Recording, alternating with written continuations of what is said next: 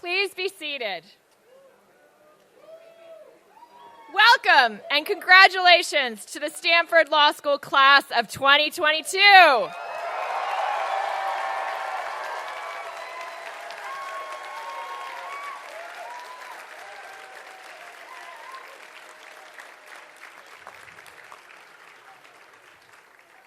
I'm Jenny Martinez, the Dean of Stanford Law School. Stanford University traditionally begins formal events with a land acknowledgement. Stanford University sits on the ancestral lands of the Muwekma Ohlone tribe. This land was and continues to be of great importance to the Ohlone people. Consistent with our values of community and inclusion, we have a responsibility to acknowledge, honor, and make visible the university's relationship to Native peoples. I have the honor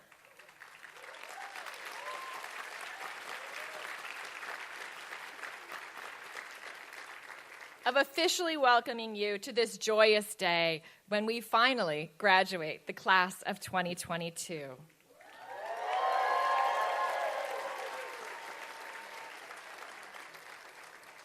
This year, we graduate 288 students, 193 JD students, 81 LLM students, 11 JSM students, and 3 JSD students.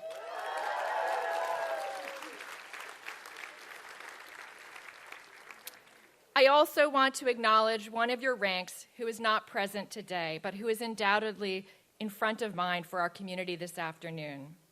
Dylan Simmons will receive his law degree today posthumously. His mother asked that I share a statement from her. Dylan was very proud and thankful to be a member of the Stanford Law School graduating class of 2022. Dylan loved the people who surrounded and supported him on his law school journey, and all of his family thanks you for loving him back. We're grateful that Stanford is recognizing Dylan's hard work by conferring his law degree posthumously.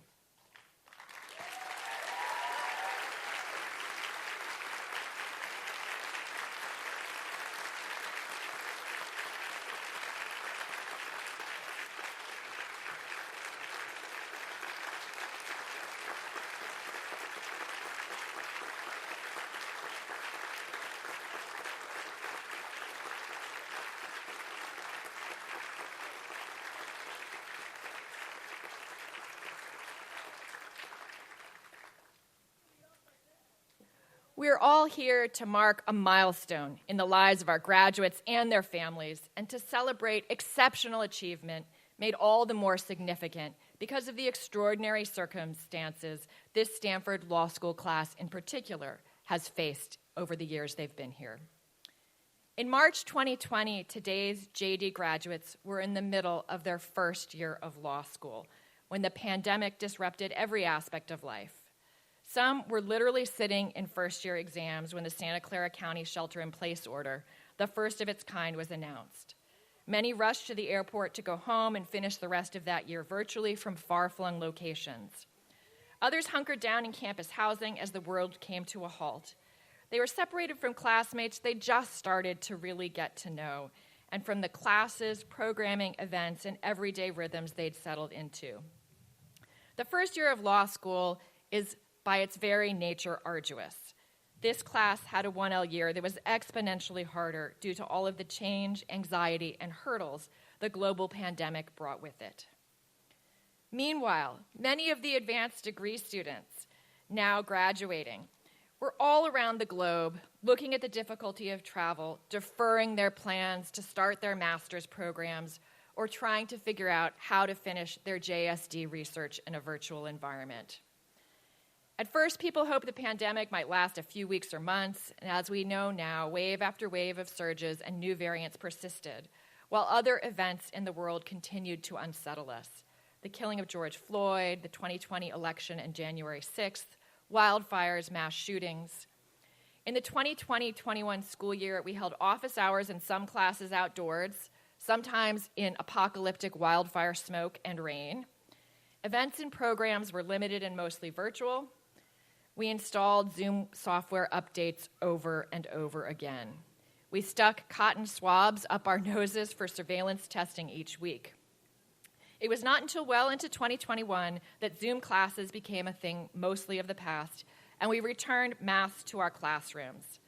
Our advanced degree students finally made their way to campus. The class of 2022 persisted, as did we all, and I'm thrilled that we're able to send this heroic class off by gathering here in person today.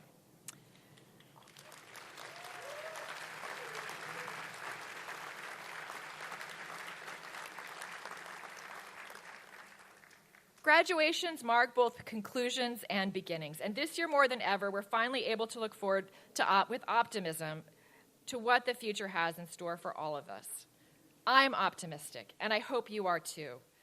Most significantly, you, our graduates, are harbingers of better days to come as we launch you into your legal careers amidst the gradual reopening of society. It's a society whose flaws have been laid bare in the past few years, but one that you now have the tools to contribute to and make better, and I am confident that you will. Let me welcome the family, friends, and loved ones of our graduates. You've supported the students you are here to celebrate in their long years of education. Through stress over applications, late-night phone calls as they worried about a research paper, meals lovingly made for them as they studied for an exam. Your love and support is what brought them to this moment and must be celebrated as well.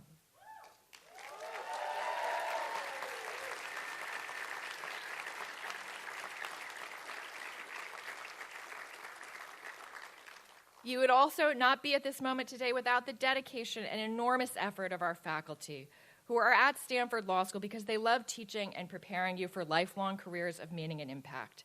They've taught you in the classroom, met with you in office hours, labored with you over your brief in clinic late into the night, given you handwritten comments on the 13th draft of your dissertation, glowed with pride as they watch you present your policy lab findings to a room full of government officials, talked with you about your career goals, called judges to recommend you for clerkships, championed you in fellowship applications, handed you the tissue box when you cried through your mask in office hours, and tried to help you make sense of the challenging world we live in and your place in it. I also want to thank our hardworking, devoted staff who never get enough credit for all they do to make Stanford Law School the amazing place that it is. I want to particularly recognize those who devote themselves every day to you, our students. Dean Jory Steele and her team in Student Affairs and Registrar, Jason Estacio and his team in Facilities, and Jason Watson's team in IT, Beth Williams and our incredible librarians, Diane Chin and her team in the Levin Center, Susan Robinson and her team in Career Services, our new DEI Associate Dean, Terrian Steinbach, Brian Federico, and the External Relations team, and finally, Faye Deal and the admissions team who brought you all here. I'm grateful for all they do, as are we all.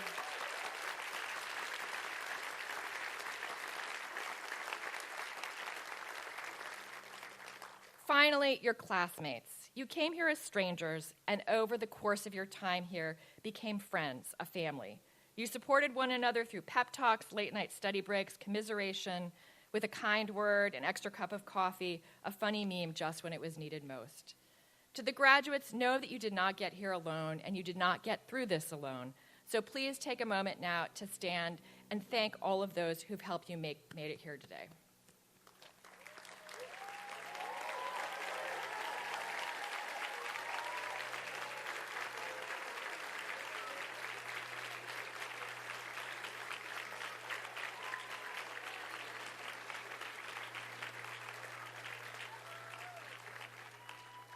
You may be seated. Let me end my welcome by saying to today's graduates that I hope you're feeling gratitude to others who've gotten you here today, but I hope you feel more than that. I hope you're feeling the pride that your family and loved ones, that the faculty and staff of the law school feels in your accomplishments. Congratulations, and now we will turn it over to our student speakers.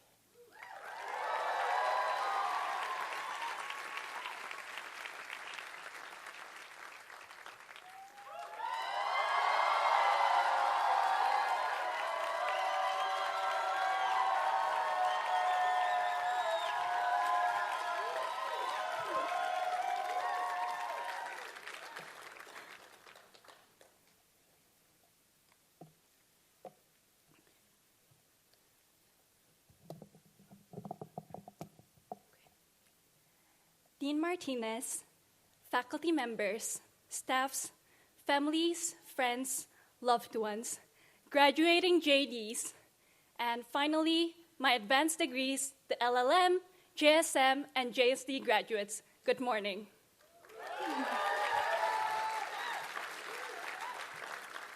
Okay, this is scary.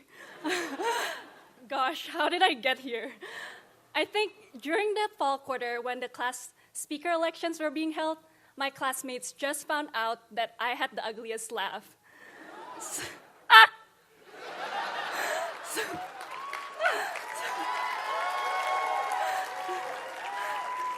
So I have a slight suspicion that I got elected because they thought it would be fun if I did my ugly laugh like I just did in front of all of you in this live-streamed event. So fair warning, if you hear a weird sound, it's not a seagull, it's probably me. Or perhaps it was because in the fall quarter, I told some people I had a comedy podcast before coming here, so maybe they assumed I was funny. But what I didn't tell them was that my co-hosts were the funny ones, and I was the one they made fun of for the banter. So clickbait on that. Regardless of how I got here, speaking in front of all of you, I want to start this off by saying that it is such a privilege to be giving this speech on behalf of my lovely advanced degree class of 2022, and I hope that I will do you all justice.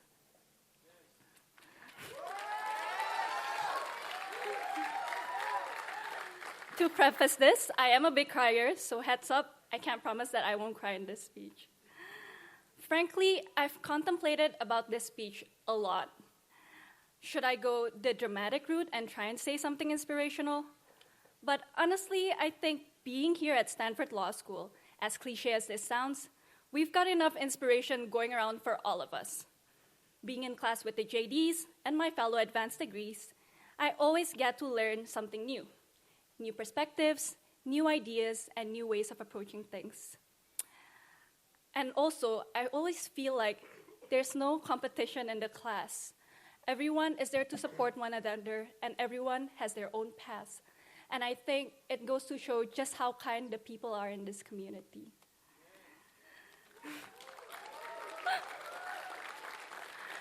A year or two ago, I wouldn't have imagined that I would have the opportunity to be taught by the reputable professors and lecturers at Stanford Law, and the many, many remarkable guest speakers. So I'm not going to go there. A scary number of you actually suggested me to just do a dramatic reading to the lyrics of Pepas or Down. A song we've heard way too many times in Patio, aka the only club in Palo Alto, or other parties. But I don't think I'm the right person for the job, so I'm gonna have to pass up on that. So what I'm gonna do is I'm gonna try to dedicate this speech to all the extraordinary people I met this year, and to share the Stanford Law experience through my eyes. For me personally, the past year felt like an intellectually stimulating and demanding summer camp. Granted, I've never went to a summer camp before because it wasn't a thing in Indonesia, so I'm gonna have to base this off of what I see in American movies. In movie-like timing, I received my Stanford Law Interview call on my birthday in 2021. I know it sounds fake, but I didn't make it up for this speech. And then I came to Stanford and met another N. Sharif. Oh, I think I forgot. By the way, my name is Nadira Sharif, and I'm from Jakarta, Indonesia. What were the odds that the 2 out of 3 SLS students from Indonesia had the same initial and last name, not a common name in Indonesia, with the exact same brother's name? So if that's not the plot to the next Parent Trap movie, I don't know what is. Before coming to Stanford, all of the advanced degree students have practiced law for several years. Most of us worked in law firms, which we all know is more of a 9 a.m. to 3 a.m. kind of job than the typical 9 to 5. So moving to a new country, not confined to our office walls, feels like such a dreamy vacation. Like in summer camp movies, we started off the year with icebreakers like fountain hopping. Outside of the regularly scheduled camp activities or classes, we did our own activities. We had memorable Japanese parties, legendary Brazilian parties, colorful Indian parties, celebrated birthdays, and went on so many trips. But amidst all the dinner parties, trips to patios, mezcals, and sojus, without realizing, you don't consciously remember just how absolutely intimidatingly exceptional the people you're having fun with. So let me introduce them to you. Coming from 32 countries, amongst us, we have 2 Knight Hennessy scholars,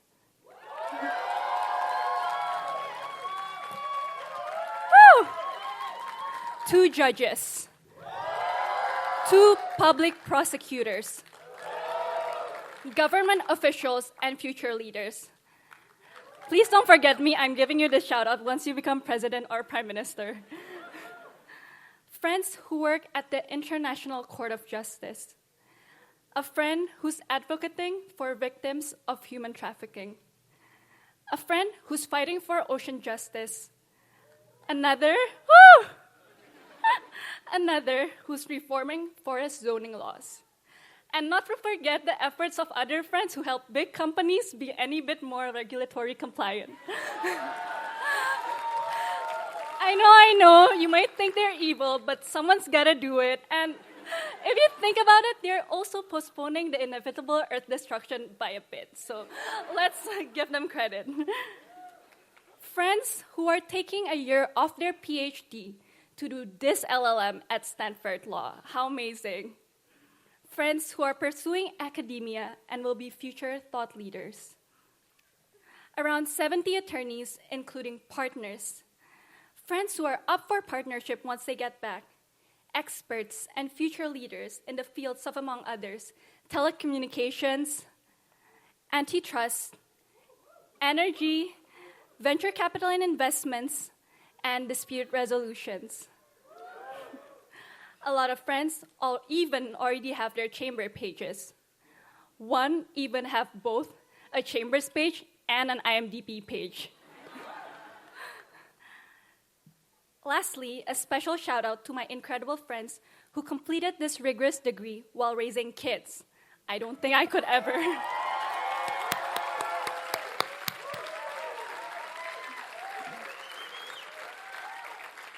So let me just say this one dramatic thing.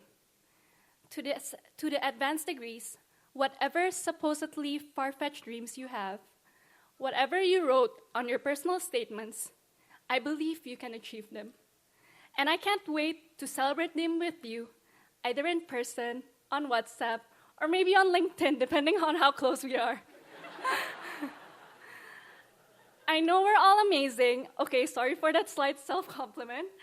But I also know that every one of us had a village of people who supported us, loved us, and helped us get here. So, on behalf of my cohort, I would like to convey our sincerest gratitude to all the family members, the partners who selflessly took a year off to come and support us here, and the partners who are supporting us from back home and waiting for our return.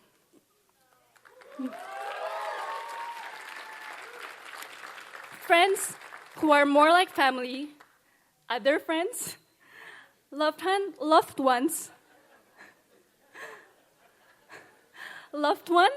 who are with us in person, watching the ceremony from afar, and those who are no longer with us. Our mentors and everyone else who took a shot on us and believed us. Thank you.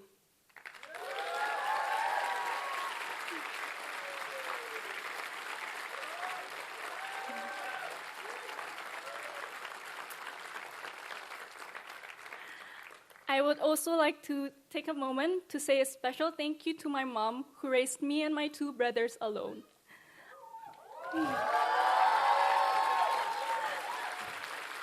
My two inspiring brothers, who are here. My late Opa, who's my biggest role model, and my partner, who has been my cheerleader the past 8 years.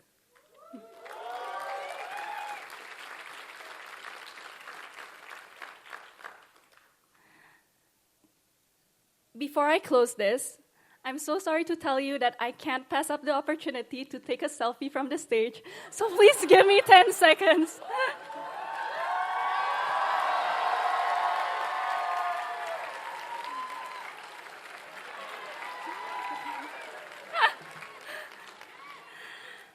The sad thing about summer camp is that it's temporary, and we will soon go back to our own lives. And I'm really, really gonna miss you all. With that, borrowing and amending the words of Demi Lovato in Camp Rock, we were exactly where we're supposed to be here at Stanford Law. Now we're gonna let the light shine on us on our next paths. Thank you. Terima kasih.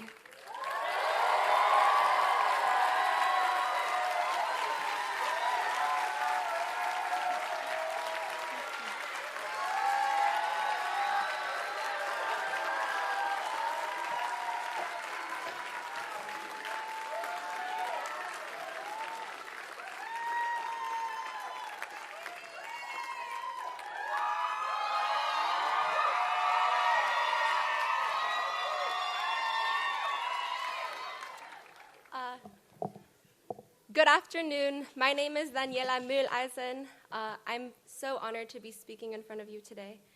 Also, is the mic okay? Okay.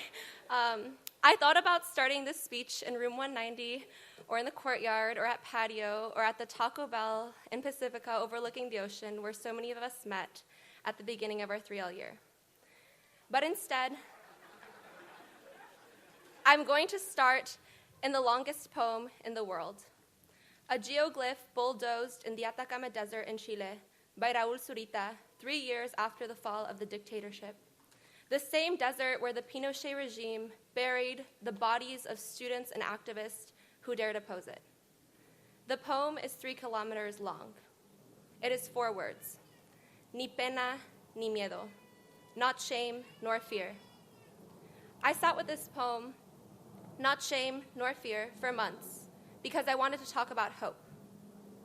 But how do we hope without believing that there is a reason to hope, without even being able to imagine it? We're about to graduate with JDs from Stanford Law School, and become lawyers in a country where most low-income individuals facing a civil legal problem will receive inadequate or no legal assistance because of a lack of resources. A country where 1 in 81 Black adults are serving time in state prison, where gun stocks rise after massacres, and where corporations benefit from the $1-a-day labor of people locked in cages. We're about to graduate into a legal landscape where the right to make decisions surrounding one's bodily autonomy may be stripped away by our highest court, and where the same court may limit the EPA's authority to curtail climate change, months after the United Nations found that greenhouse gas concentrations, rising sea levels, ocean heat, and ocean acidification set new records for 2021. 3 years ago, as I drove from Santa Cruz to Stanford, I remember thinking to myself how the only thing more beautiful than the ocean were the trees that lined it. Shortly before our graduation, I made this same drive. The trees were black, leafless, their branches like petrified arms reaching out for help, just standing there. I had to roll up my window, as if not seeing them could take their lifelessness away. To paraphrase Jory Graham, if you look out into the sea, and everything in it is dead, but you're alive, is that what it feels like to be alive? Not shame nor fear. So often, fear comes from not knowing how we can change things, not knowing where to really start looking for hope. To really hope, you have to imagine, to sit with the discomfort of not knowing, which I know is a bit hard because we're mostly Type A students. But to understand what this means, I want to turn to a poem by Palestinian poet Mahmoud Darwish, I Have a Seat in the Abandoned Theater. In this poem, everyone is watching a terrible play unfold. The actors are running around, tearing up their scripts, and everyone in the audience looks at each other, trying to find who is responsible for such a terrible play. The speaker of the poem turns to his neighbor and asks if he is the author, and the neighbor responds, "You and I are 2 masked authors and 2 masked witnesses. There are no spectators at Chasm's door, and no one is neutral here, and you must choose your part in the end." The poem reminds me of what the law seemingly asks us to do: interpret it, believe in it, and watch it unfold in its chaos, as if the law could write itself, as if we were merely in the audience. Learning the law somehow required us to be neutral agents, bystanders. But I came to Stanford Law School to be surrounded by people who are not afraid to break from the convention of terrible plays and to write new ones. And that is why I have learned to hope, because I've seen that in so many of you. Class of 2022, you have taught me to be as generous as I am angry, because it takes courage to be angry within a system that asks you to be neutral above all. But I have seen your anger in clinic, calling probation officers and family members, and writing briefs to get your clients out of detention or the Social Security benefits that they need. I've seen your anger in your relentless commitment to tutor youth in the juvenile halls and to answer their questions and to never come back to the hall empty-handed. I've seen your anger in organizing a trip to Palestine for your classmates and in the bravery of those of you who led the march against the leaked Dobbs draft decision, and how you empowered the rest of the law school to feel the strength and community. And it takes courage to be generous in a system meant to preserve property rights and defend property rights and uphold property rights, even before human dignity. And you have shown me your generosity, class of 2022, and how you have cared for our community these past 3 years, hosting section meetings in the courtyards and Zoom gatherings for the 1Ls through the pandemic, and embracing each other and our confusion as we learned to walk through grief and loss and remembrance. And finally, in the generosity we have felt time and time again from Rachel and Casey.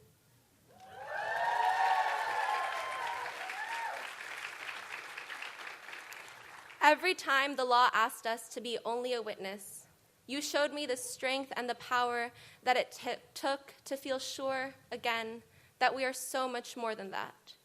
As we graduate, I think so many of us are left with the realization that understanding the law does not and should not ever make us neutral. After the torture, after the dictatorship, after everything his country had lost, Zurita still believes que un mundo no puede ser bello por partes. Entonces la lucha es que sea bello entero, que algún día lleguemos a ser dignos del universo que habitamos. Which translates roughly to, a world cannot be beautiful in parts, and so the fight is that it be beautiful in its entirety, that we may one day be worthy of the universe we inhabit. That is what I hope we will imagine together. You have a lot of really big choices to make every day now, class of 2022. We're not sitting in the audience anymore. I guess we never were.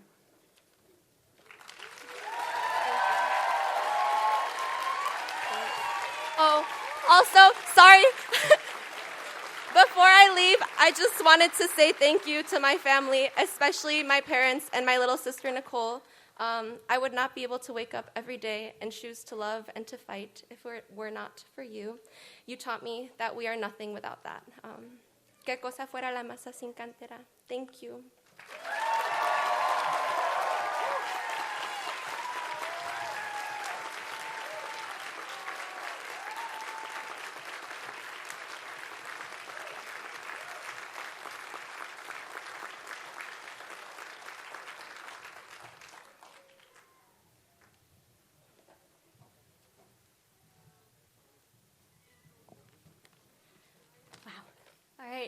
Good afternoon.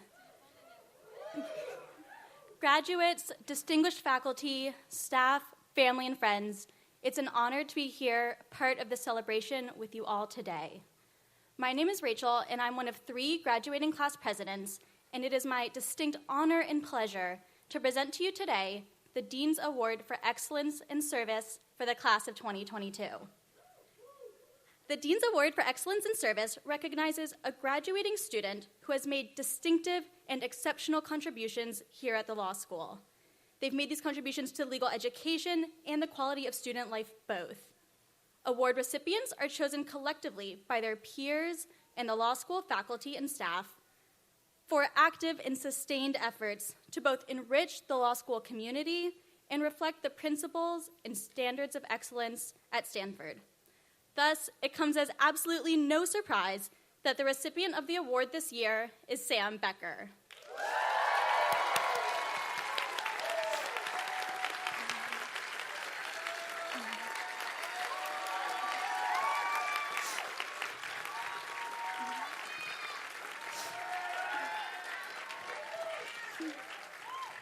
I have a lot of compliments to give you, so just hang tight. I feel especially privileged to present this award because I had the fortune to get to know Sam early on in my 1L year. From the very first day of school, Sam was kind and welcoming. Throughout their time at SLS, Sam worked to make the school more welcome, more inclusive, and equitable. Sam has thrown themselves into pro bono work, the public interest community, and community organizing across the law school.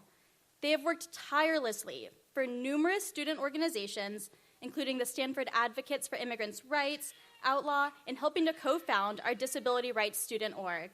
Sam also spent numerous quarters working with the Immigrants' Rights Clinic.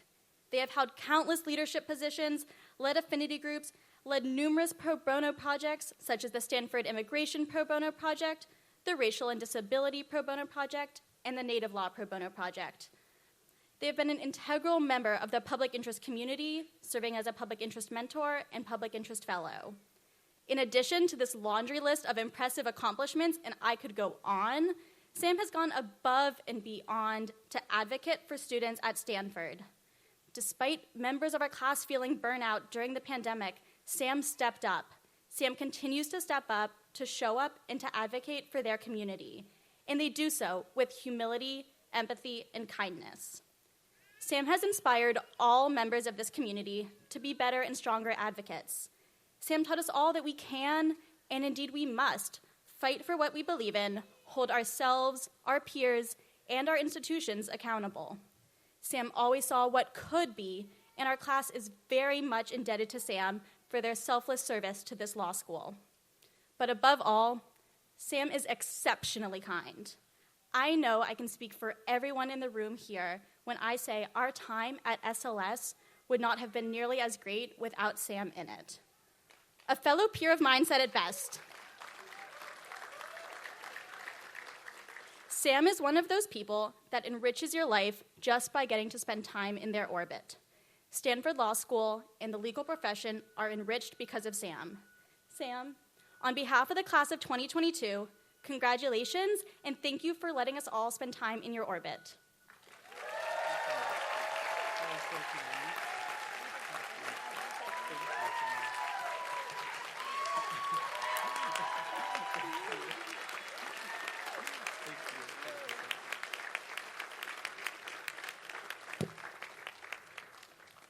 Wow.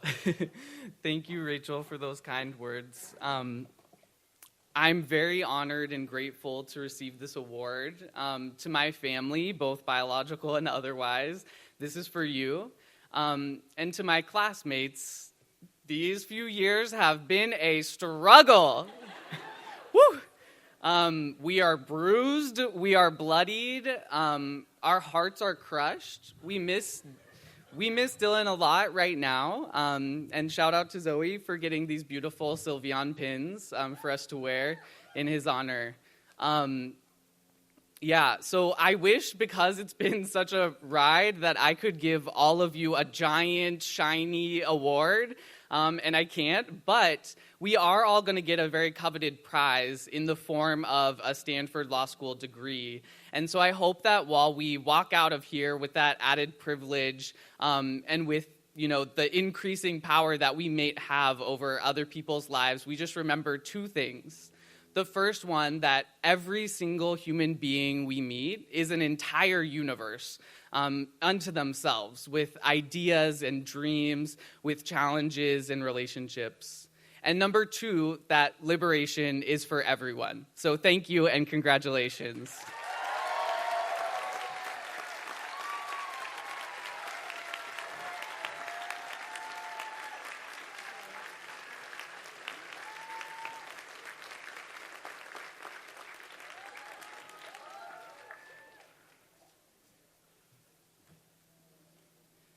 Hello.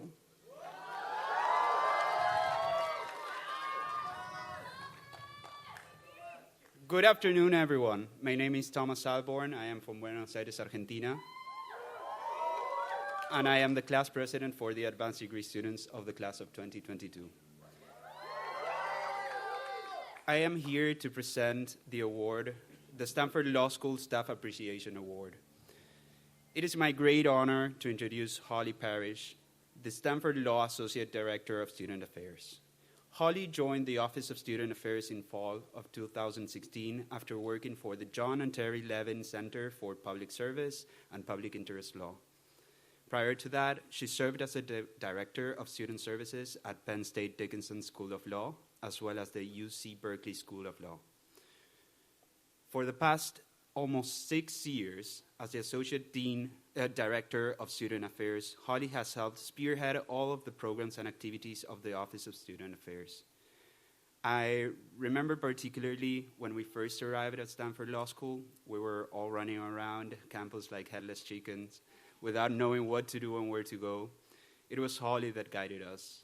She helped us take advantage of every opportunity available and navigate any challenge that arose while pursuing our legal education here at Stanford Law School. For that, we are grateful. She has been an endless source of positivity and has played an integral role in the lives of the graduating students, so much so that today she was the one who instructed us where to stand, how to walk, and where to go. Without her, we would have no sense of direction. I hope she is proud of us.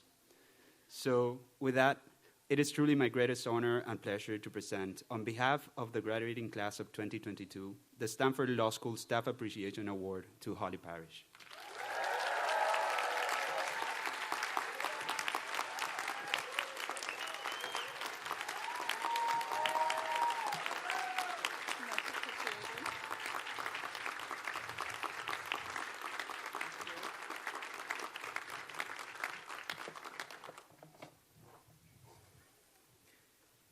Thank you, Thomas, and thank you to the class of 2022 for this recognition.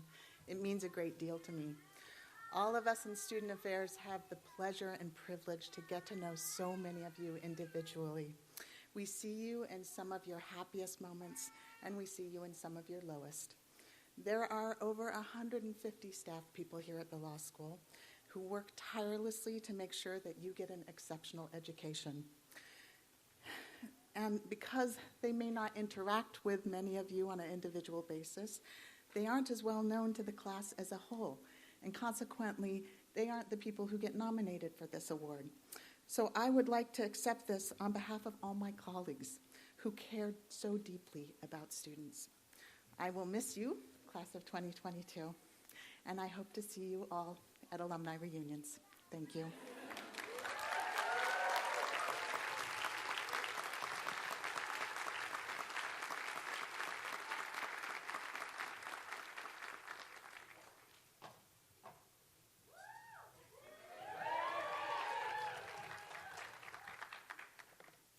Good afternoon, everyone.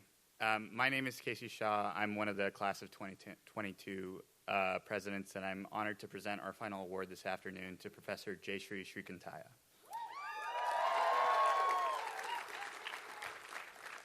The John Bingham Hurlbut Award recognizes Stanford professors who strive to make teaching an art. And Professor Srikantaya has taught artfully and ably since she joined the Stanford faculty in 2004 to become the founding director of the Immigrant Rights Clinic. Professor Srikantaya is an expert educator, not only because she is a brilliant lawyer, but also because of the respect and care she shows for her clinical students. She teaches complex legal topics with efficiency and clarity. She creates a space where students can learn and grow from their mistakes, and she models creativity and commitment on a daily basis. It's these attributes that have made the Immigrants' Rights Clinic a leading clinical program and model for experiential education. And it's these attributes that have benefited the law school in numerous ways. As Associate Dean of Clinical Education and Director of the Mills Legal Clinic, Professor Srikantaya led the clinic through the pandemic with warmth and compassion, while also continuing the clinic's DEI pedagogy and developing its racial justice project in collaboration with students, faculty, and staff. And that's just in her official positions. Professor Srikantaya has also served as a public interest mentor to countless individuals, including myself, and has tirelessly advocated for the student body on issues large and small. And she can do so because she knows so many of us personally, and she's taken the time to hear us and to listen. For that, the student body is truly grateful. I could continue to speak about Professor Srikantaya's accomplishments as a lawyer and as an advocate, the cases she's litigated, the articles she's written, and the people she's helped, but it would take longer than I have, so I'll stop there. On behalf of the class of 2022, it's my honor to present this year's John Bingham Hurlbut Award for Excellence in Teaching to Srikantaya.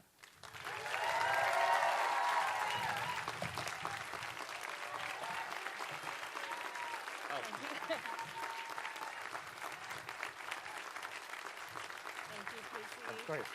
Here you are.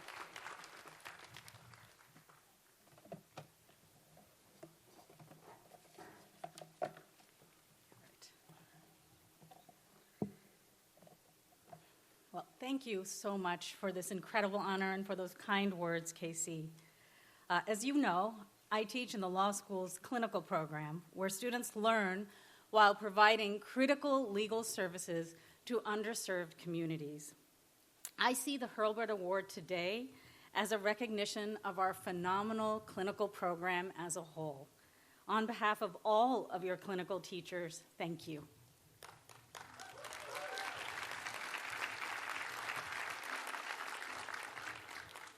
Class of 2022, we've had the privilege of teaching almost all of you in our clinics, and you have sparkled. We've seen you do so many things: research, writing, counseling, negotiating, arguing in court, and so much more.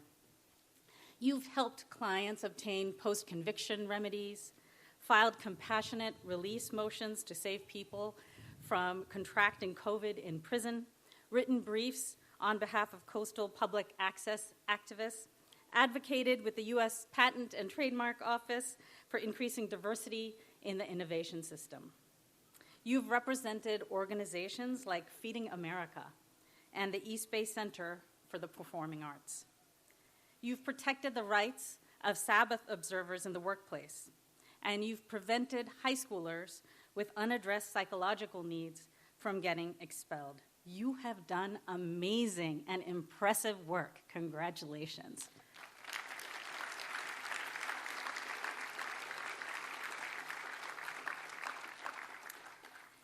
In the clinics, we're privileged to work very closely with our students. We clinicians often talk about meeting students where they are. For that to happen, there has to be deep, vulnerable connection between teacher and student, through which both the teacher and the student are open to transformation and growth. I've been fortunate to have many of these wonderful relationships with students in this graduating class. Today, I want to share some of the things I have learned from you.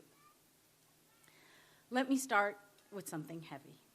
In the clinics, we often walk alongside our clients as they go through difficult experiences like deportation, criminal convictions, eviction, school expulsion, and more. In my field, immigration, their past several years have involved so much suffering. One of your classmates, Andrew Tony Noland, reflected on this suffering while in the clinic. Andrew shared the idea of a non-anxious presence, a term coined by family systems therapist Edwin Friedman.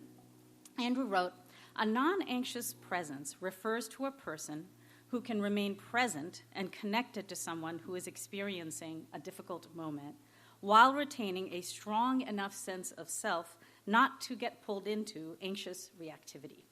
Such a person can serve as an anchor for someone who is dealing with a crisis, remaining both present with and identified apart from someone." I've thought a lot about Andrew's words as I planned for today. Class of 2022, as the dean noted, you've been through a lot. That seems to be a theme of the remarks today. In the fall of 2019, when you started law school, then President Trump was impeached for the first time. Then in the winter of 2020, as you know, the pandemic began, and we started to lock down at home. In May 2020, George Floyd was murdered, and this country entered a new chapter in racial reckoning. A few months later, we elected Joe Biden as president, followed by months of election challenges, culminating on January 6, 2021, with the insurrection. And then, as 2021 continued, we started returning to the law school as vaccines became more available. But the bad news seemed to keep coming.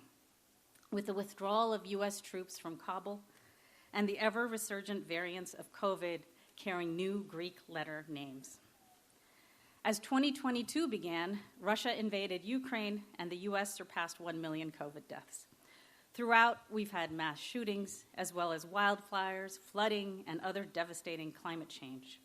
And our country has grown ever more polarized as we hear news of a leaked Supreme Court opinion. Have I depressed you yet?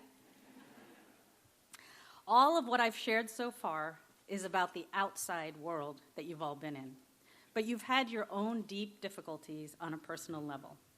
The pandemic meant you've had to deal with so much with your own physical and mental health, the health of your families and communities. You've also had to endure an incredible loss, the devastating loss of your beloved classmate, Dylan Simmons. As we all struggle with anxiety, depression, and other human responses to all of this, it sometimes feels like too much to bear. At these times, Andrew's eloquent words are useful. Sometimes the best we can do is to sit in non-anxious presence with each other, to serve as anchors for each other. Of course, that's not all that needs to happen. We need communities of care and support. We need to channel our frustration into action and more. But before all of that, it is essential that we have quiet moments of deep support. I have seen you do this for each other and with your teachers time and again over the past years. As you transition to law practice and take on the world's challenges, I hope you continue to sit in non-anxious presence with each other. that you continue to be each other's best resources in the years ahead. I've learned other things from you as well. In the clinic, we employ a strengths-based approach. It's an idea borrowed from social work about how we should focus on each other's strengths during collaboration and client representation. The idea is that we and our clients are resilient. We have resources, networks, and personal strengths that are empowering.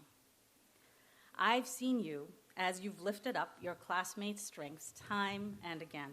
I have never seen students so often and so deeply recognizing each other's strengths.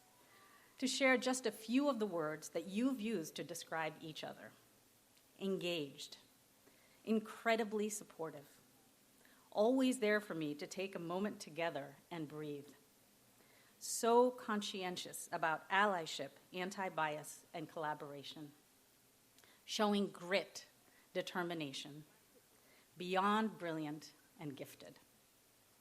As Mie Dench, one of your classmates, put it, there are people who are actively working against social justice, but they're not nearly as talented, cool, funny, or beautiful as us.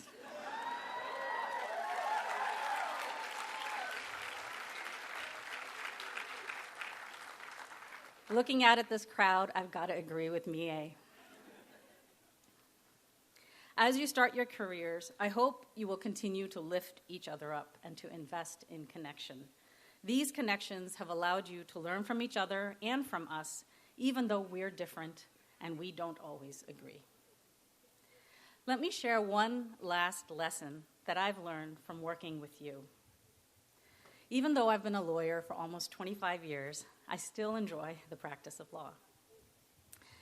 But the older I get, the more I lean into the word practice when it comes to the law. This means I try to have what Zen Buddhism calls a beginner's... Oh, goodness. Little excitement. The timing is perfect. All right, so the older I get, the more I lean into the word practice, and very relevant to the moment now. This means I try to have what Zen Buddhism calls a beginner's mind.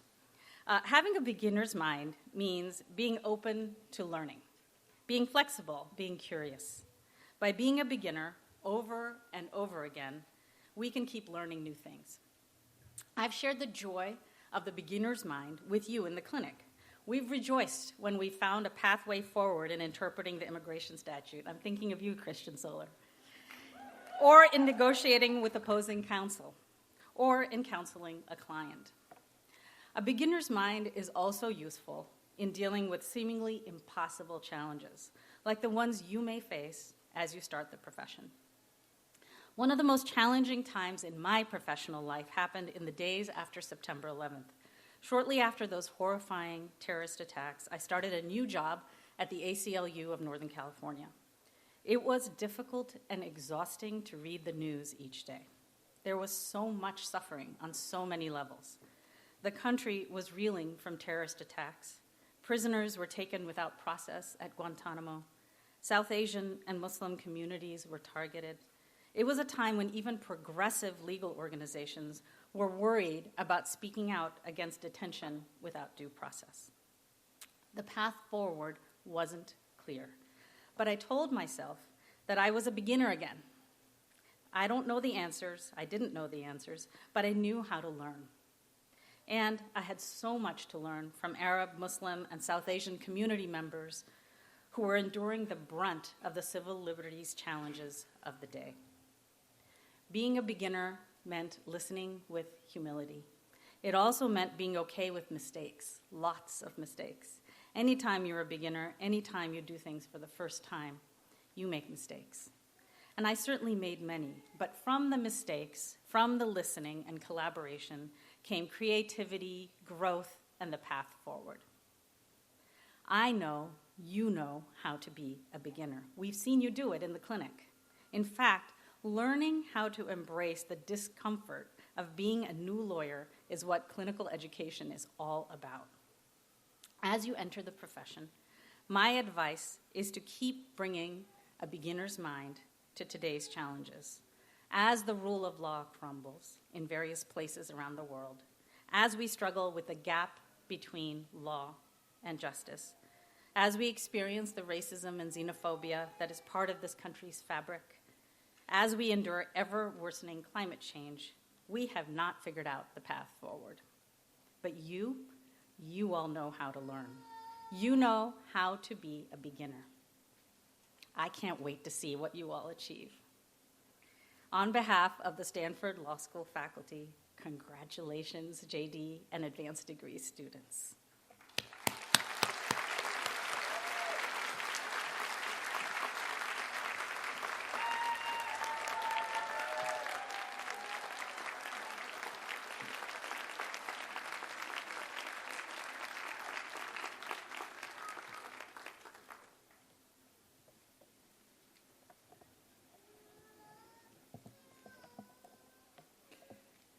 Thank you, Professor Srikantaya. It is now my great privilege to present the degree candidates for the class of 2022. Will the candidates for the Doctor of Science of Law please stand?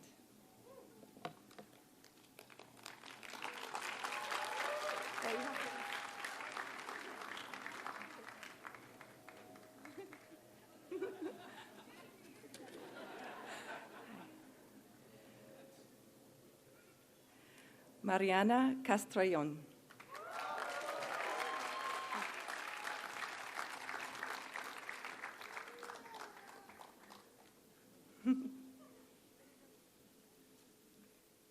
Anthony Terra Ibanez.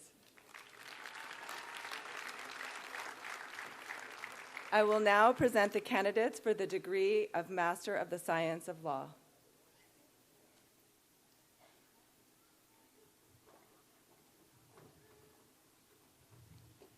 David N.F. Tricky.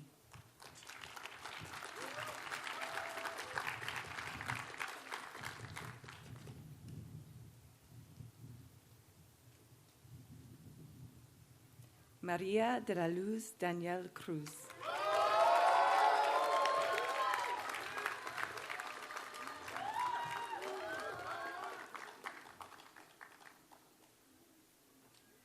Christian Ezehire Ducci.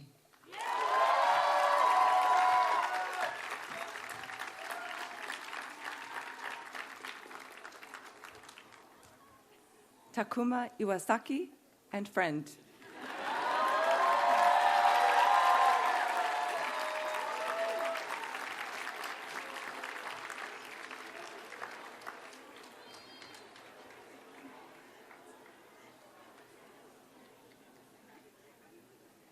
Ying-Yi Ling.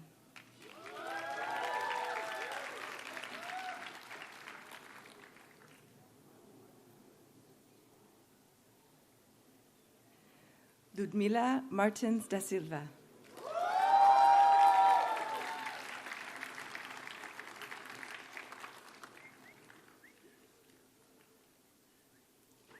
Vitor Silveira Vieira.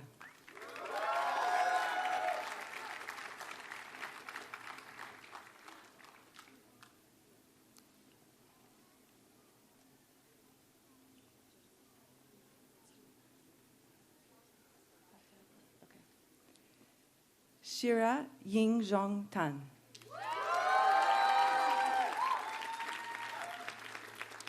I will now present the candidates for the degree of Master of Laws, Corporate Governance and Practice.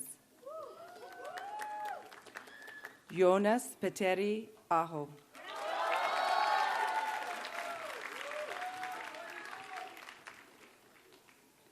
Khada Hamad M. Alotayibi.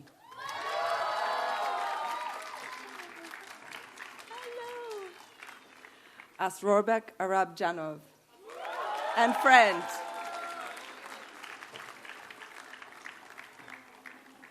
Jinsu Bong.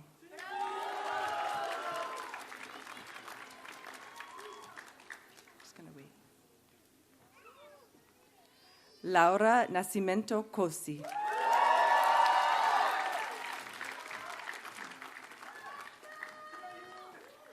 Chanyu Ding.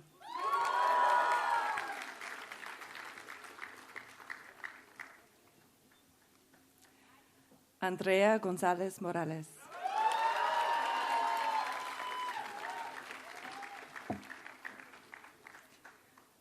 Zoe Hanacart.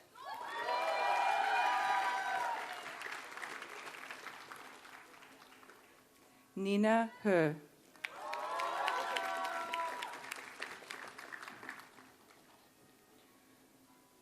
Thomas Heilborn.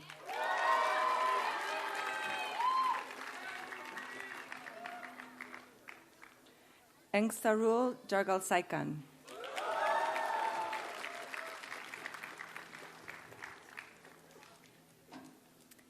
Mohan Venkataswaran Kanapiran.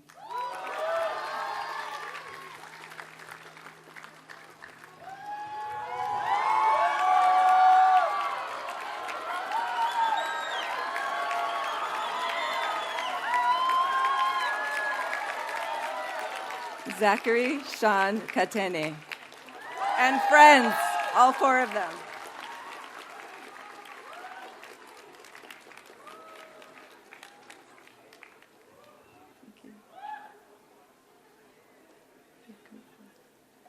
Luis Fernando Lockman e Souza.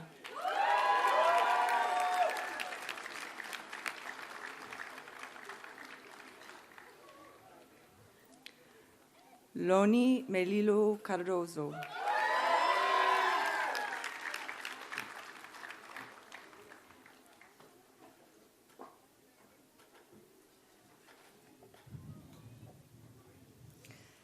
Anayi Pazas Aramburu.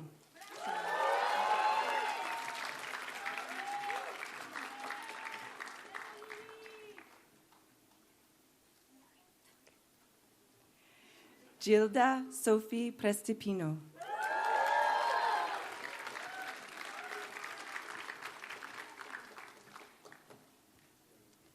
Shruti Priya.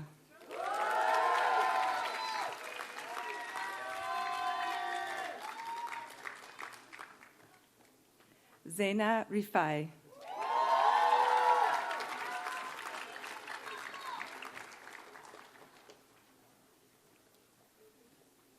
Gautam Sundaresh.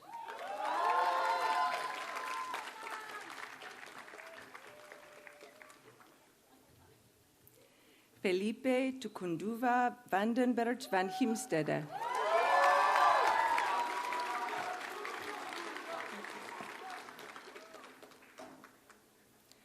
Alexandri Camargo Turquetu.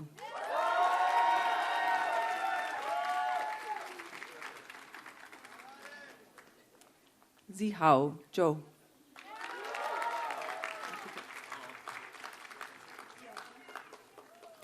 I will now present the candidates for the degree of Master of Laws, Environmental Law and Policy. Steal that from you. Juan Jose Angulo Martinez and friends.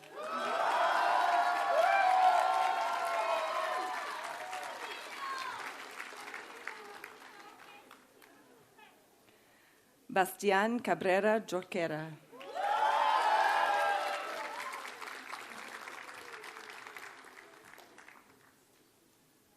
going to wait just a second. I'm getting back to it. Steve Kerfala Latif Diop.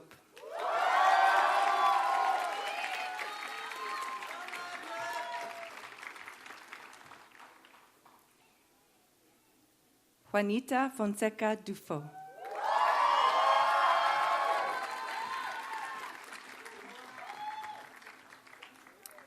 Hongrat Jung Wanichakun.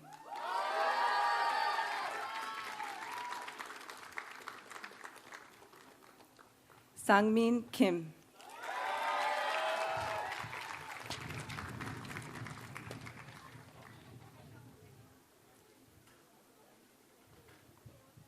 Sayana Kurachi.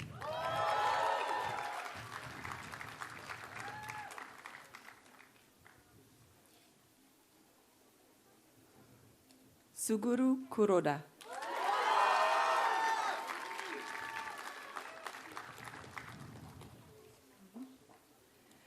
Sebastián León Núñez.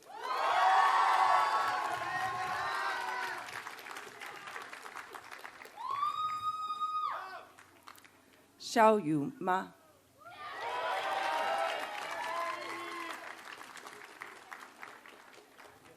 Keiichi Morita.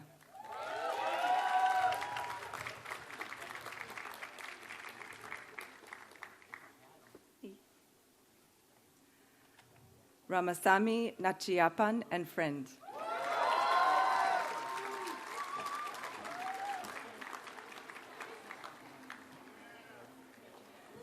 Yoshifuma Oka and friend.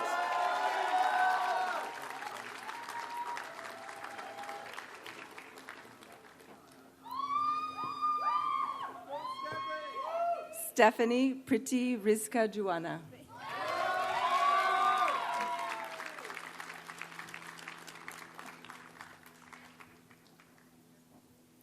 Paranai Deep Shah.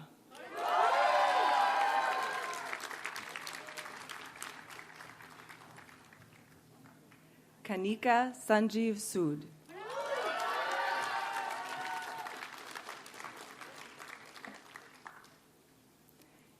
Hiroyuki Tachiiri.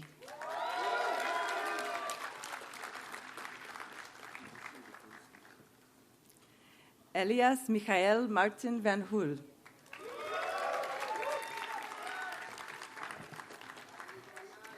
Nicolas Vial.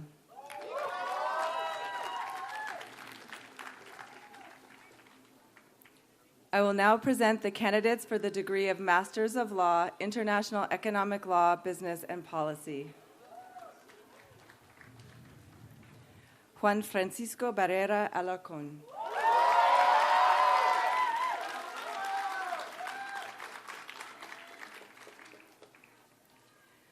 Apeksha Chauhan.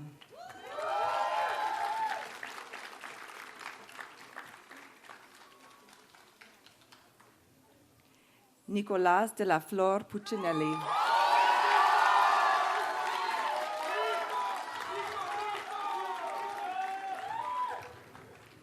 Claire Duval.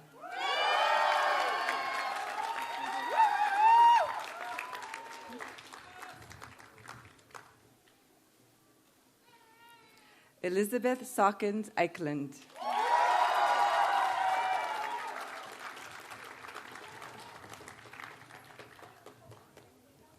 Jung Fan.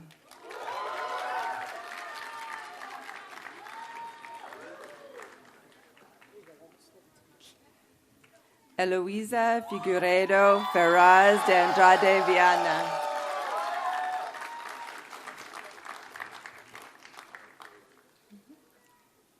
Mick Garretts.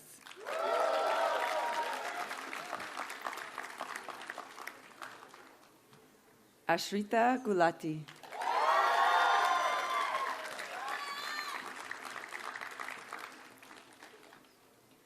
Fumiko Hirasawa.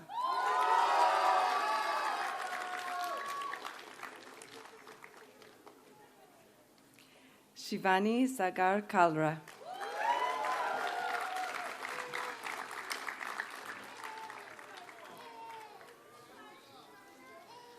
Trishala Kaviti.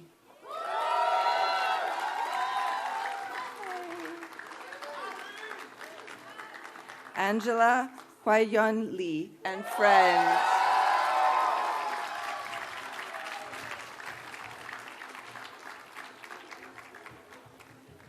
Fang Wei Lin.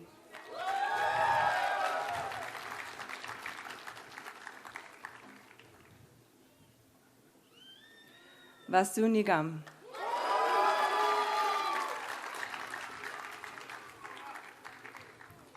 Cornell Peter Olsthorn.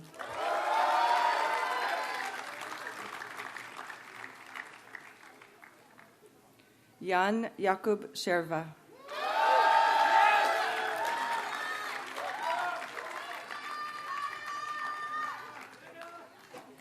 Naila Gadiza Andriana Sharif.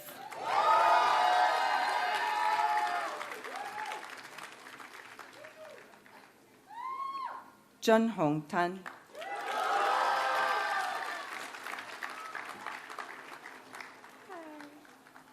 Marie Wako and comrade.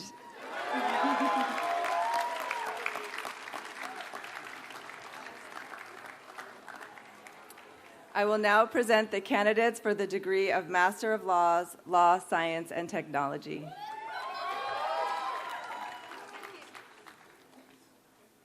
Shanchan An.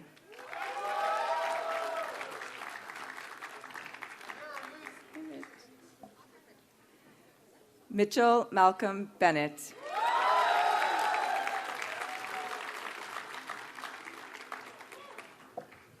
Xiaofeng Chen.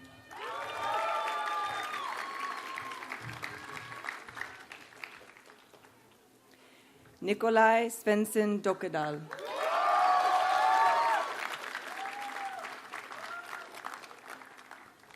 Eva Gomayo Sebastian.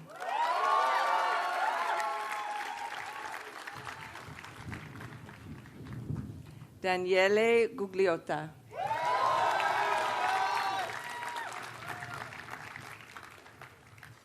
Sonia Anna Sofia Heiskala.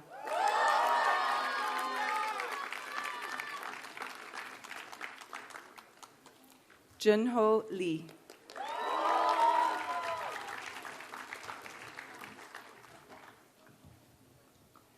Alessia Lercari Bueno.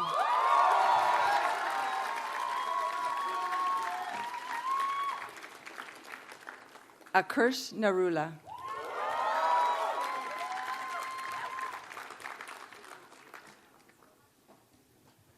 Rashi Punya.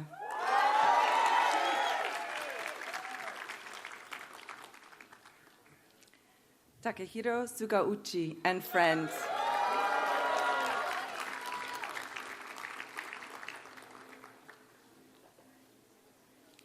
Fatma Dilshat Salam.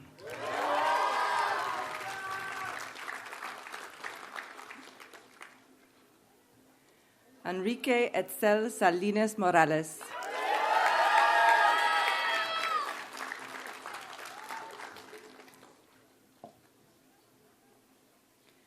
Galiva Nadira Sharif.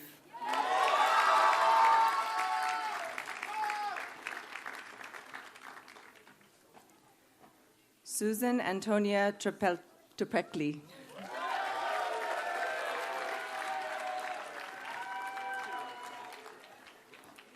Kohei Wachi.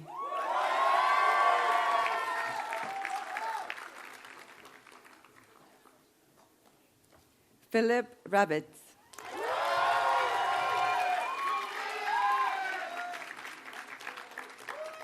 Ichao Yu.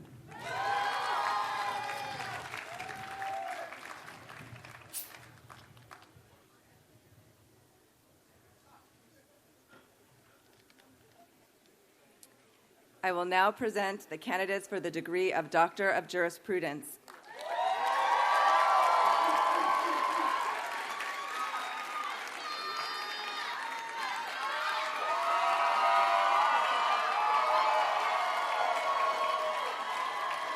Katja Nicole Abelski.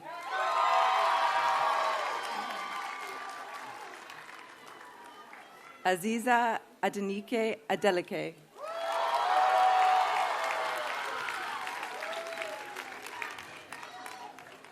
Sandra Grace Allen Kang.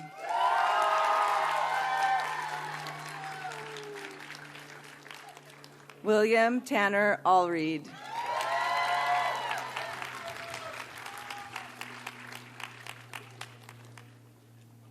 Russ Altman Merino.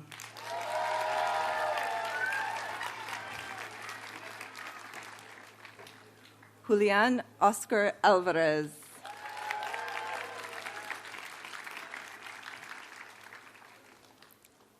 Viviana Andazola Marquez.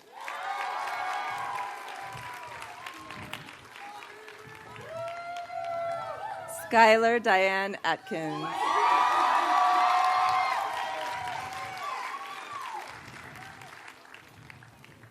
Mackenzie Dulé Austin.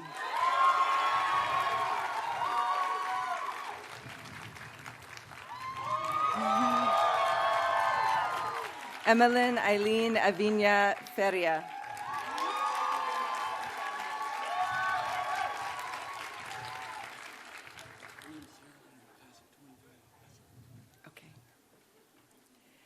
Lee Harris Bagan, and I have to announce that Lee got engaged yesterday to Sarah Leonard, SLS class of 2020.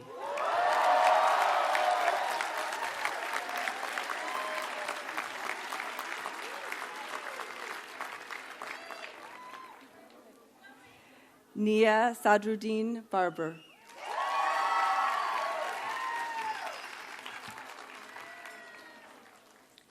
Samuel Henry Becker.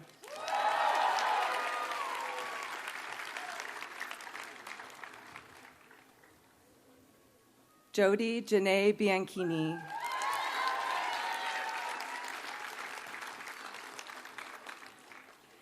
Alice Hope Bishop.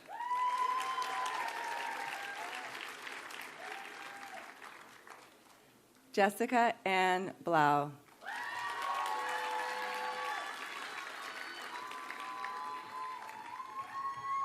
Dolan D. Bortner.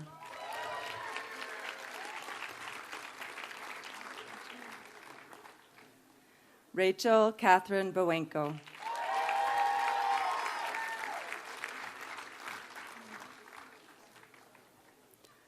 Jonathan P. Bright.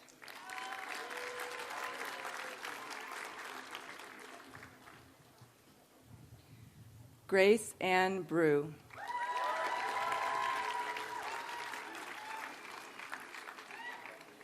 Rhiannon V. Bronstein.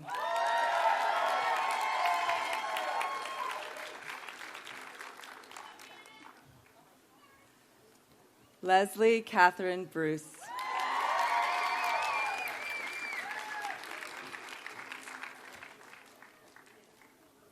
Stephen Wing Burnett.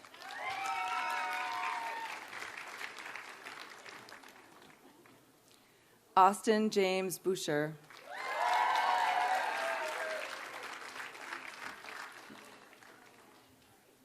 Nathan Z. Calvin.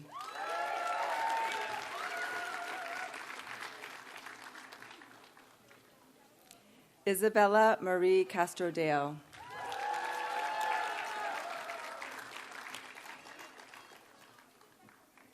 Natalie Ann Cernius.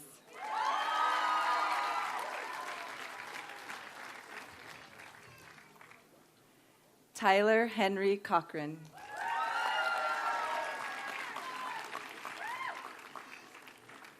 Rachel D. Cohen Sidley.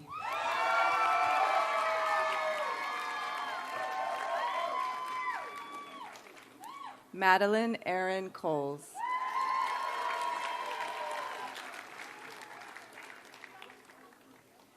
Bailey Quinn Colfax.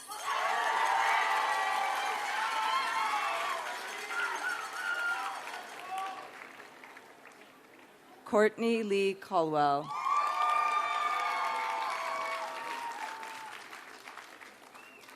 Victoria Rose Comesañas.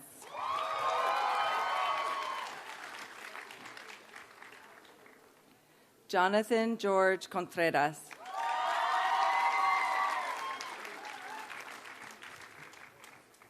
Isabella Myreed McKinley Corbo.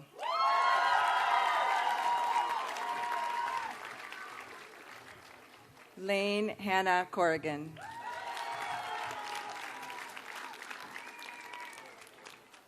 Mia Emma Dent.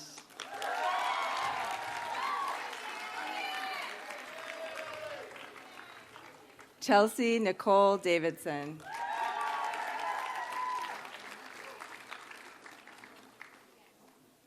Natalie H. Denby.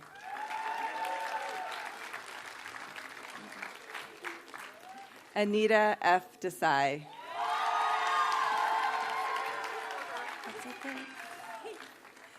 Taylor Renee Chambers.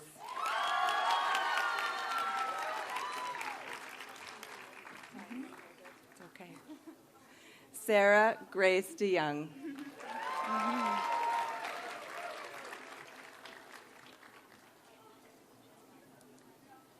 Matthew Dighty and friend. Hi, Louis.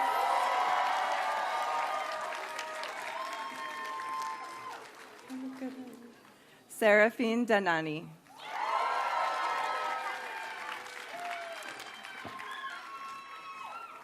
Matthew Lowe Diamond.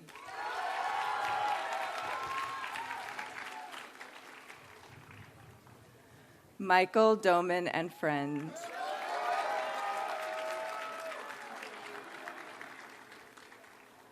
Julia Claire Duty.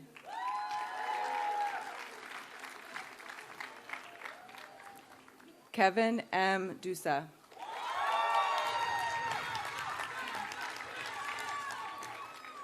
Bruce A. Aesop.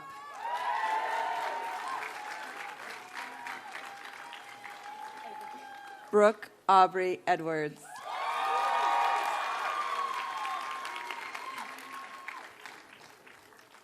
Alero Mary Egba.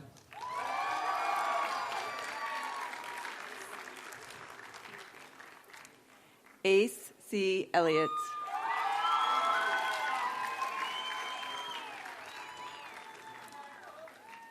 Haik Esa Julian.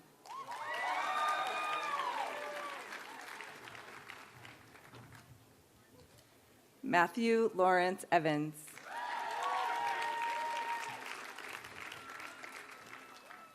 Alexander Samuel Evelson.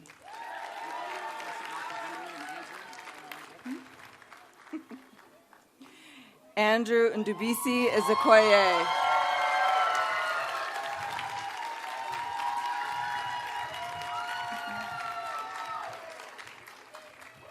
Sarah Thilanfile. Little excitement.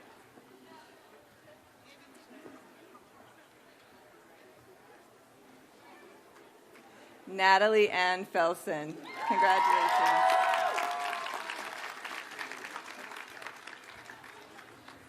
Claire Corintha Fieldman.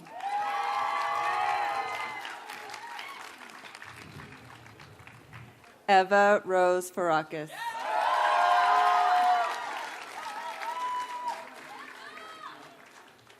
Lindsay Nicole Franklin.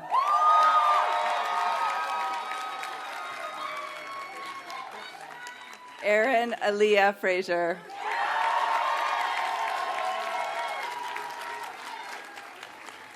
Sydney Mackenzie Frederick.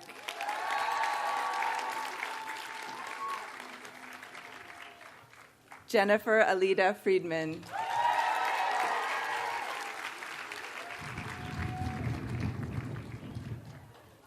Christopher Dennis Fu.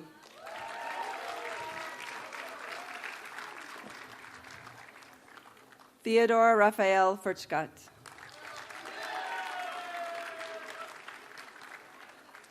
Justin Garfinkel.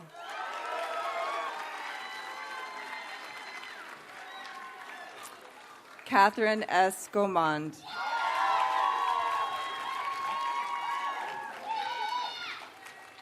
Mila Gavin II.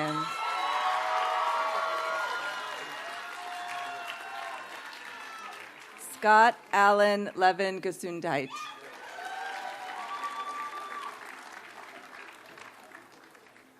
Murphy Olivia Glass.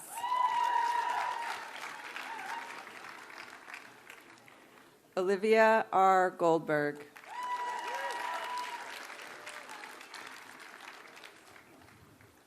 Nazkaru Haddad Gonzalez.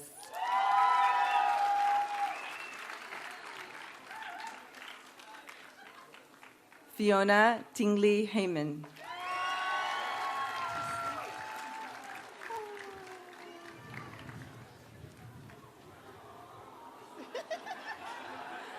Charlotte Sandra McLeod Hendren and Frankie.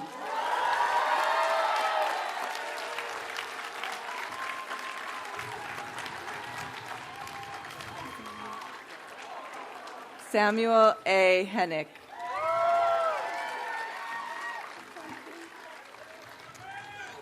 Donovan Jordan Hicks.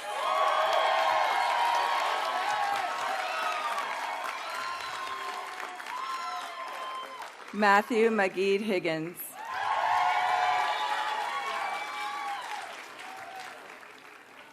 Connor William Hoagie.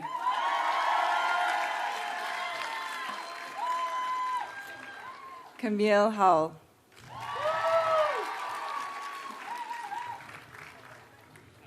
Greer Bullington Howard.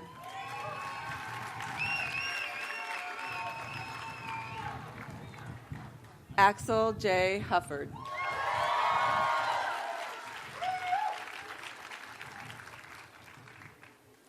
Jonathan Lloyd Hurowitz.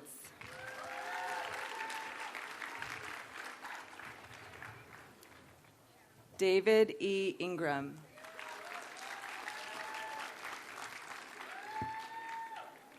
Philip Thabit Issa.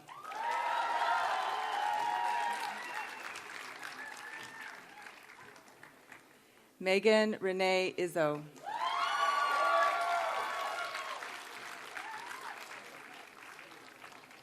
Elizabeth Rose Jongaward.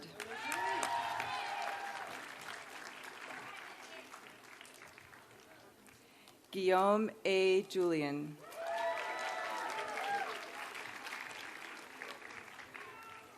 Jonathan Kaufman.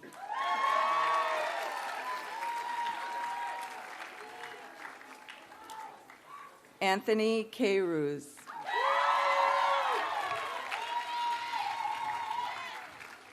Charity Lee Kennedy.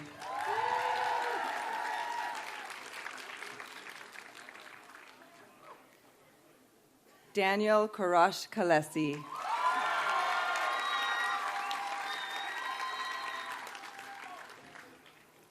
Ryan S. Kidman.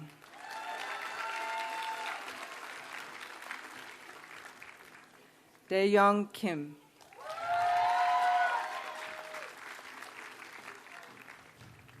Henry T. Kohler.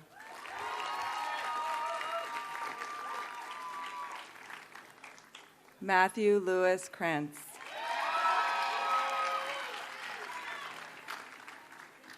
Joshua Robert LaFianza.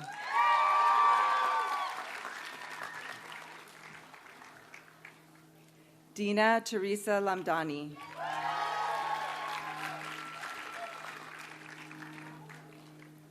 Yuli Landon.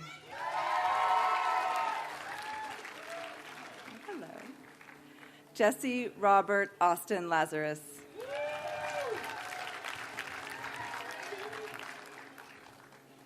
Eunice Park Lee.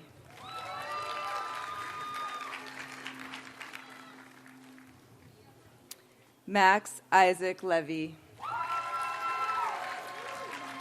Good, how are you? David Liu.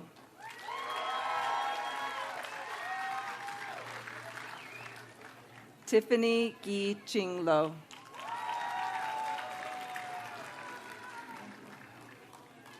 Andy Liu.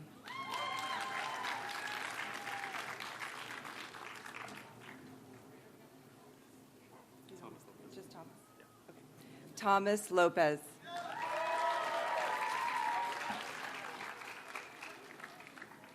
Ocean Liu.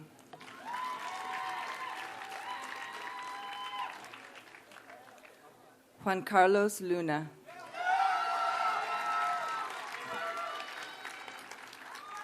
Nam An Tran Lu.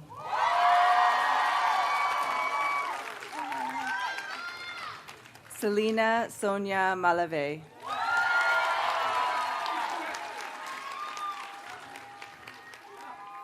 Olivia Caroline Malone.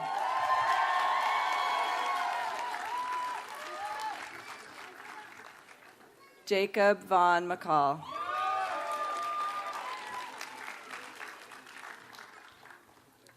Tyler Ann McClure.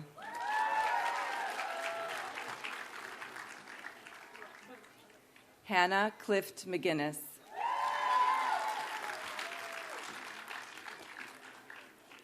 Ian McQuarrie.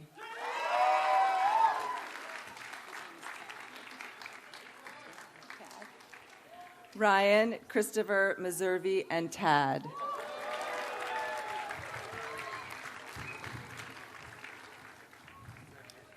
Christopher August Meyer.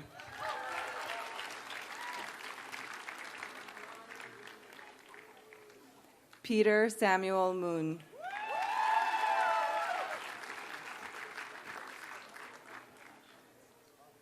William Ronald Morris III.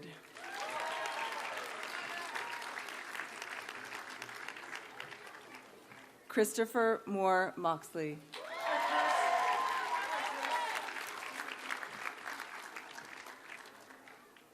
Daniela Muleisen.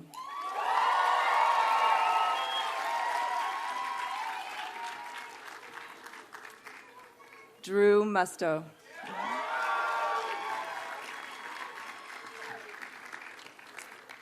Hannah Kirsten Nelson.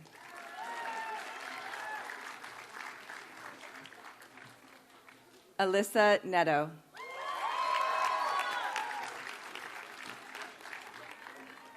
Taylor Nicholas.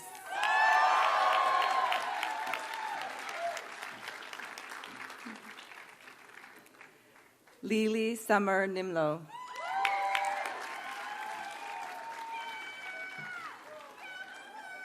Samantha Hanai No.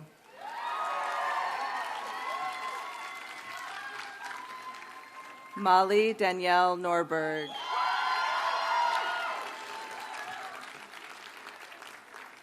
Alexandra Mary O'Keefe.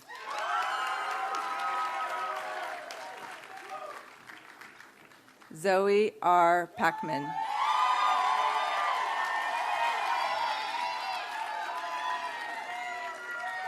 Albert Park.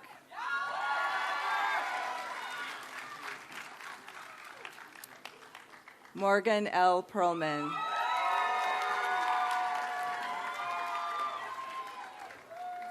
Michael Perlmutter.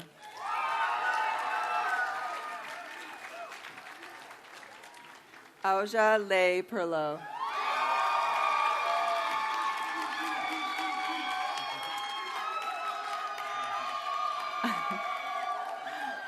Austin James Peters.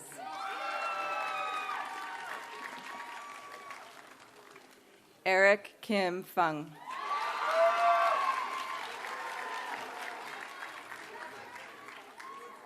Leah Anna Plachinsky.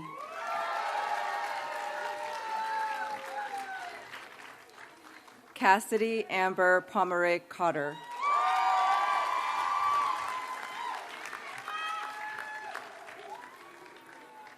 Erica Eilerson Posey.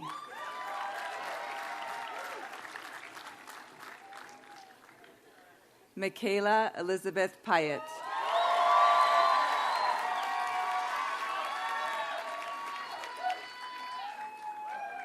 Raven Marks Quisenberry.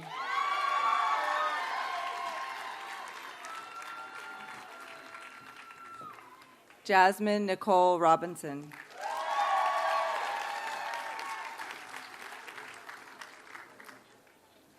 Catherine H. Rochi.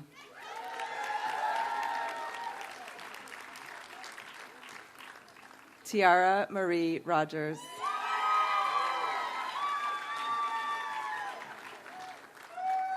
Jules Ann Ross.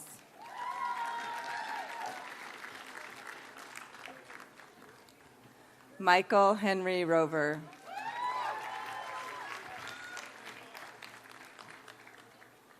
Danielle Tyler Roybal.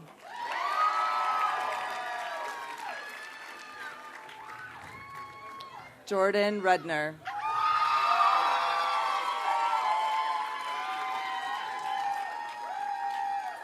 Jessica Celeste Sally.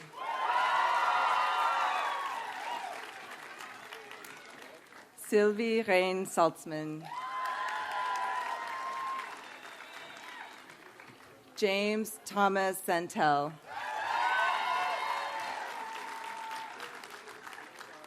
Julian Michael Schneider.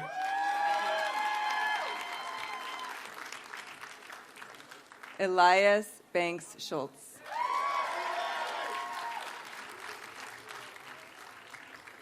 Haley Schwab.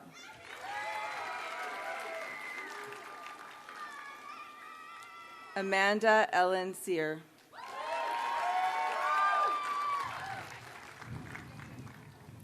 Jacob Miles Seidman.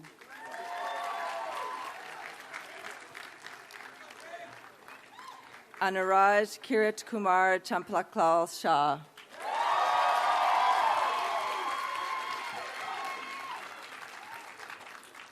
Cameron Douglas Sharp.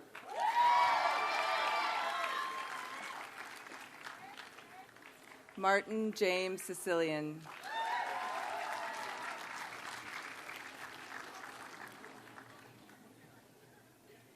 Kira Elizabeth Sikora.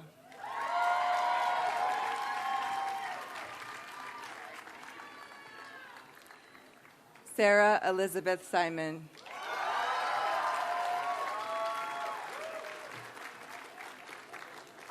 Morgan Kate Smiley.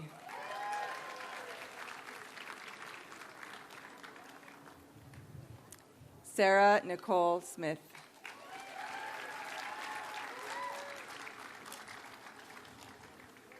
Christian Daniel Soler.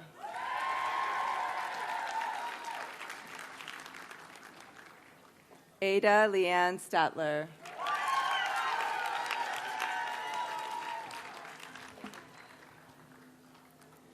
Riley Francis Tinney.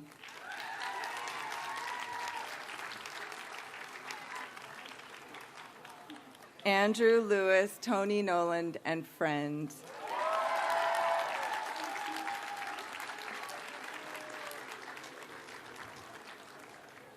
Bailey R. Ulbricht.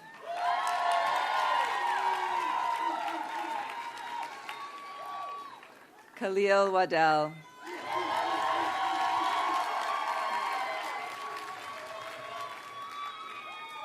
Christopher Wan.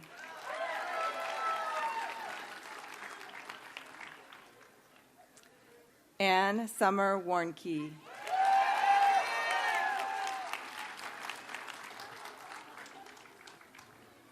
Brett Levan Wesley and friends.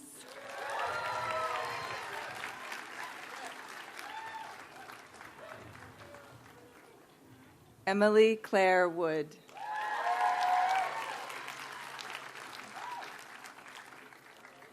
Chiwei Claire Shui.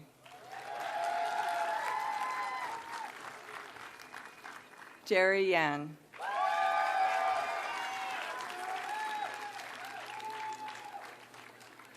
Magdalene McGee Zier.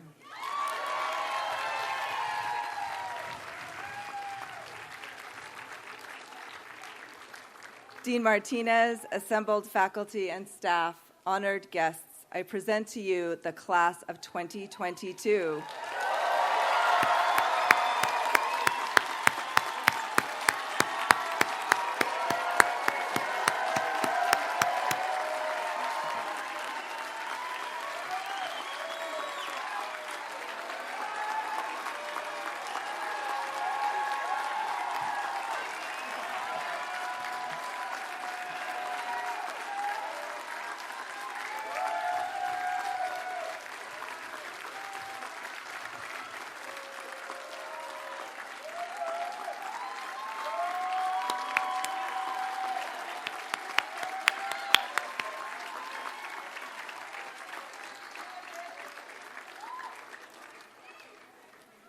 Please be seated. Our ceremony is almost concluded, and you will soon be released to celebrate with your families, friends, and classmates. But before you go, it's traditional here at Stanford Law School, as it is at many universities, for the dean to conclude with a charge to the graduating class. The purpose of a charge is not to give you advice, but instead to entrust you with a duty or responsibility. So here is my charge to you, the class of 2022. Support and uphold democracy and the rule of law.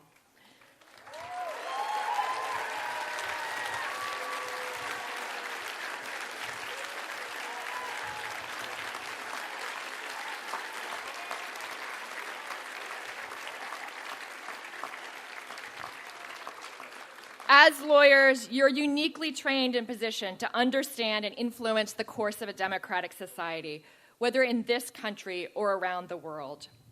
During the time you spent here at SLS, you learned the skills that could equip you well in this sphere, and I exhort you to use them to protect democracy and democratic institutions. The framers of the U.S. Constitution throughout prolonged debate during our country's nascent years, struggled with how to define, establish, and protect the democratic society they wished to build here. They wished to shed the old hierarchies of king and lord and crown and build a new kind of social order, one grounded in the words of the Declaration of Independence, that all men are created equal and endowed by their Creator with inalienable rights. They understood that democracy is only as strong as those individuals whose desire its existence are included in it. Thomas Jefferson declared in 1807 that government is the strongest of which every man feels himself a part. The irony of those words, of course, was that every man, let alone every woman, was not included in the American democracy from the start. As many have recounted, it took centuries of effort and struggle, including a civil war to end slavery, the women's suffrage movement, and the civil rights movement, to start to make good on that original promise. But more than that, it bears recounting, it took hundreds, thousands, millions of individuals committed in generation after generation to make progress on fulfilling the promise of American democracy. It was a struggle that inspired other societies around the world to make their own progress towards freedom. Centuries later, though our democratic system had long been established, President John F. Kennedy remarked on the enduring commitment needed to sustain it. Democracy is never a final achievement. It is a call to an untiring effort. Now, perhaps more than ever, our efforts are required. Although the second half of the 20th century saw tremendous progress towards democracy, self-governance, and rule of law compared to the millennia of human history that preceded it, the first decades of the 21st century have seen that progress slow and even reverse. Around the world, democracy is in decline. Freedom House's Freedom in the World, one annual country-by-country assessment of political rights and civil liberties, states that countries with declines in political rights and civil liberties outnumbered those with gains every year for the past 15 years. Today, fewer than a fifth of the world's peoples live in fully free countries. The annual World Justice Project Rule of Law Index shows similar declines in rule of law, a related but distinct concept globally. Globally, authoritarianism is on the rise. Though the unsettling events of the past few years have shocked and shaken many, it's important to remember that American democracy has been tested time and again, and it is each generation's faith in government of the people, by the people, and for the people that has allowed our democracy to survive those tests and emerge from the crucible stronger and better than before. More recently, across the globe, we've watched one of the most significant land wars since World War II unfold, as Ukraine heroically fights a ruthless authoritarian intent on destroying that democratic republic. Ukraine is still free and independent at this moment because its people believe in and want democracy. They're willing to give their lives rather than surrender hope.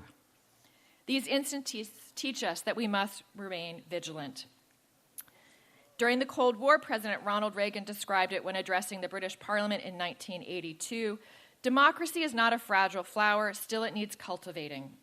In other words, in order to endure, democracy depends in each day and time on the commitment of ordinary citizens, lawyers, judges, and government officials. You might ask why we should persevere in this effort.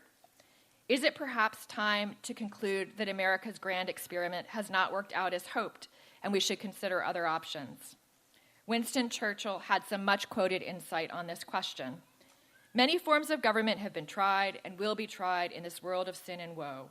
No one pretends that democracy is perfect or all-wise. Indeed, it has been said that democracy is the worst form of government except all those other forms that have been tried from time to time. Democracy is hard. People do not always agree on policies, goals, or even fundamental values. Democracy requires somehow working through those differences with one another.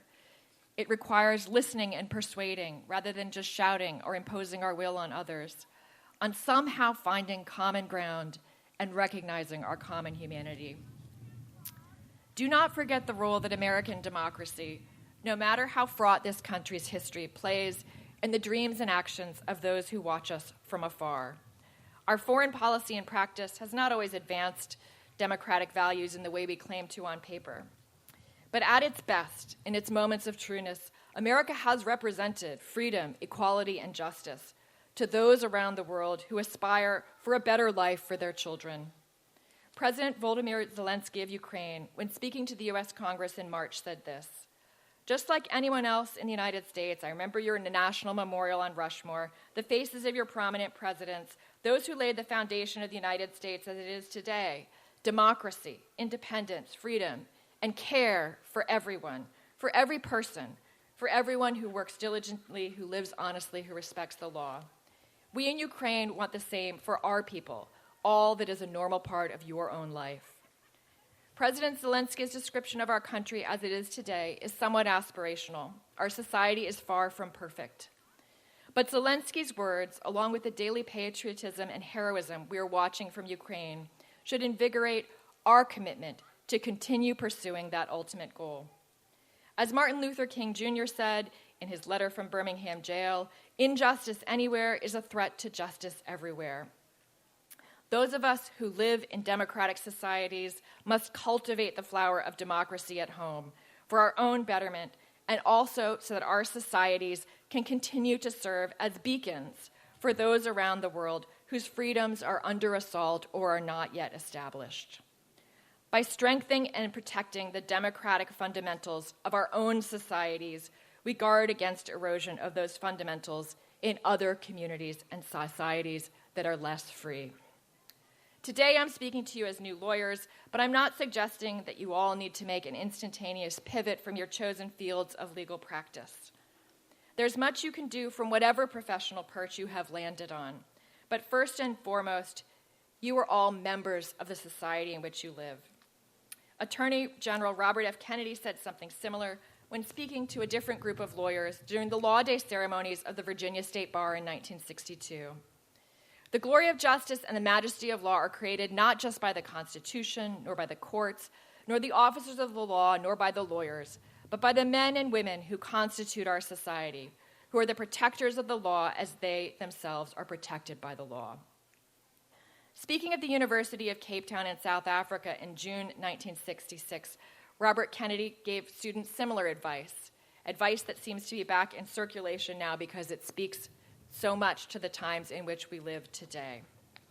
For the fortunate amongst us, the danger is comfort, the temptation to follow the easy and familiar path of personal ambition and financial success so grandly spread before those who have the privilege of an education.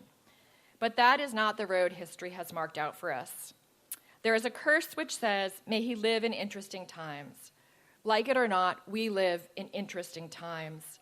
They are times of danger and uncertainty, but they are also the most creative of any time in the history of mankind. And everyone here will ultimately judge himself on the effort he has contributed to building a new world society and the extent to which his ideals and goals have shaped that effort. As citizens and lawyers, you can support democracy by protecting human rights, fighting corruption, promoting transparency and accountability, facilitating peace and security. A democratic society is enriched by diversity. Embrace and promote diversity in whatever niche you find yourself professionally or personally, and you are furthering democracy. Here at SLS, you've learned the importance of engaging with other points of view. Genuine engaged discussion and debate are the only ways to new insights and finding common ground. You learned how to identify issues, evaluate facts and evidence, raise awareness, and challenge in words, writing, and action those who would undermine the freedoms that we must continually strive for in our democratic society. You are ready. I therefore charge you, the graduates of Stanford Law School class of 2022, with supporting and upholding democracy and the rule of law. The world is waiting to see what you will do. Congratulations.